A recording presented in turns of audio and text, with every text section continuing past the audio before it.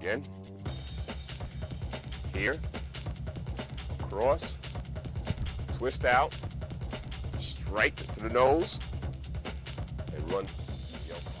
You can either lift it straight up, or you could just pass your hand like you're creating a halo over their head, but they're not an angel. Cross. Or just choke. Chin down. Straight up. Twist out. Come back with an elbow strike here. So now, pretty much, I'm grabbing her like this. The first thing you normally do is to try to grab my arms. That's what we really don't want to do. It's a waste of time. That's a battle that you just can't win. So pretty much we want to bring the arms down. Bring one hand straight to the person's esophagus. You want to hold here. Keep that arm as straight as possible. And now you want to try to step back while extending this arm. This is making me release now because it's cutting off my passage. So I'm not able to breathe and I'm not able to hold her. So now she can run and go. One more time. The attack with the rigid arm, come around. Good. Freeze the person, elbow, with the grab. Same thing with the rigid arm. You want to bring this arm around. Go ahead, swing it around. Yeah. Oh. Now what? Now you're going to use this. My fist? We're going to make a little karate chop. Oh, yeah. And then you can chop me here. Could you be this way? And along with coming in. Yes, you can. And along with that, so once again, let's try it again. So while she's stepping in, she's also bringing the elbow down, which actually makes my wrist lock in. Step in and out. So it protects her neck, allowing her to also have a stronger pull down. Good. You will not stab me. Now while pulling away, you want to headbutt the person. Boom, which is going to free them so they won't, so their guard is off. Now we want to hit down the groin, elbow, upper hand, turn around. Oh, perfect. Drop it, bitch! And then bam. Punch to the face. All right? Maybe it's your friend and they're holding on to you or they're doing something and I mean, you just don't want to start wailing in on them. It's really easy. This is a thumb. And it normally hurts if you pinch down in this fashion. We'll normally get the hand to open up and get them to leave you alone. If you have a good durable shirt, whenever people grab hold of your clothes, if it becomes necessary, you can rip through these clothes. It is not like he's holding on to your body. So don't think that just because he has a hold of you, that you can't suddenly move to this side and put yourself at a slighter advantage. Use both of your hands. Bring them down. It's all right. Use a couple of choice knees. Will also help to loosen them up. Dropping an elbow or even coming up and taking them down. My attacker's going to grab me. I'm going to hold on to the hand, palm heel to the face, peel backwards, and then knee. Sometimes they may be giving you a handshake so that they can reach out and punch you with the other hand. Or you get those people who try to grab your hand and squeeze your hand really tight, and that can be very annoying. So there are some ways that you can get around that.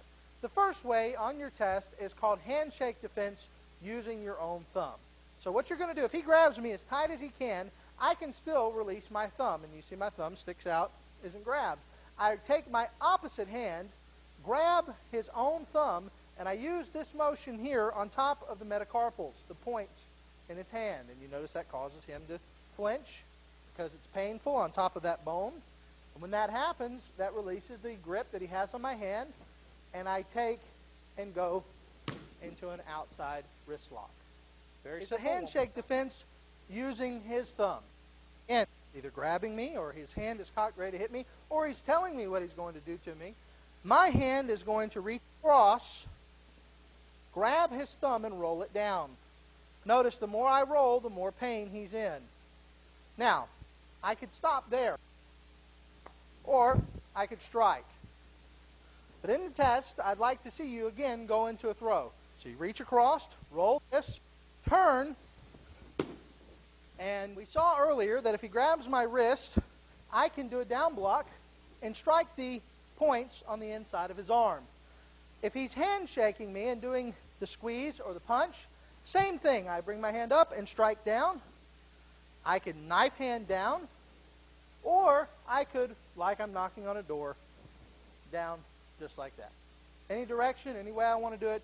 Most important thing is I know where these points are, and I strike those points. As soon as he grabs, he is being the aggressor. My hands are up. He grabs me.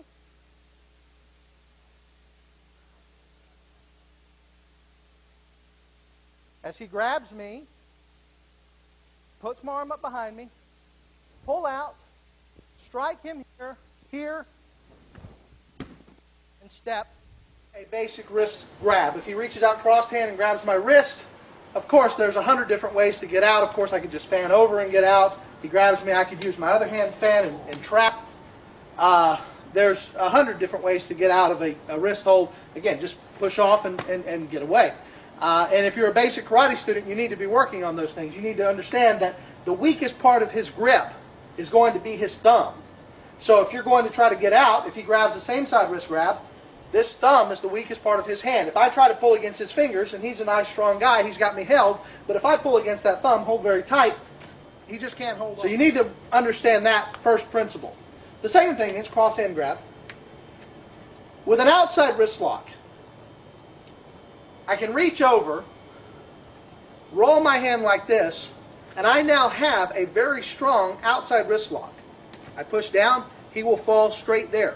Instead of throwing him over there, where I may have to then go get him, or he may land and get up very angry, I'm going to take him straight down, where he'll be right below me when he hits the ground. So here, somebody might ask this question. It's a good question too. Well, while you're fooling with his hand, he might be punching you in the face. That's right.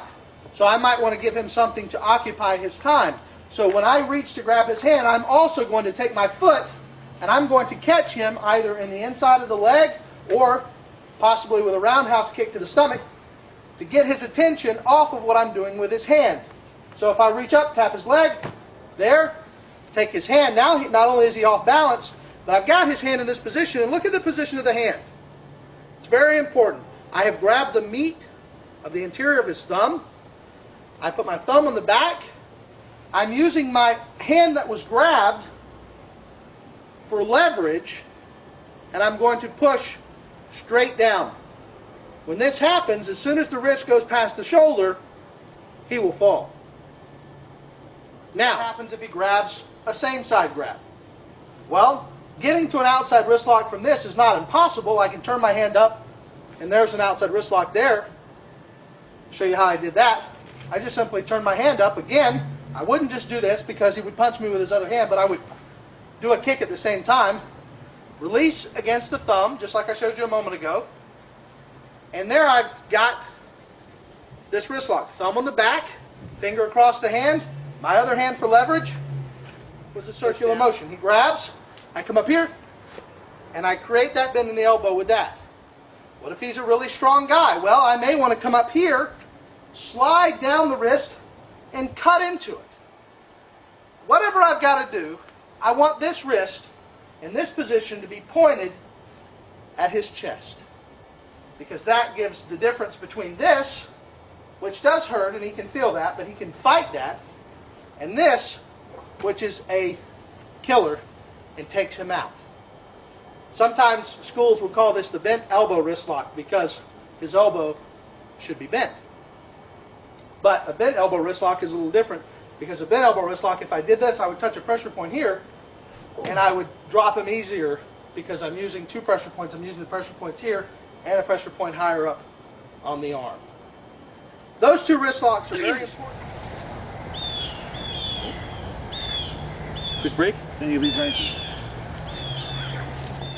And then we got the tradition.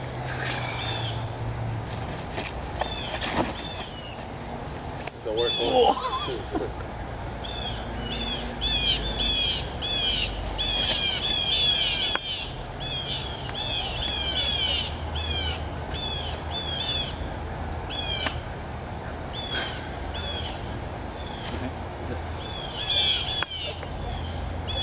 working out. He grabs here, turn over, grab his arm, and his wrist is compromised, so when you go forward, they're pretty much going to be stuck here because of the pain. And even if he wants to let go, and wants to get away, you still have this wrist situation.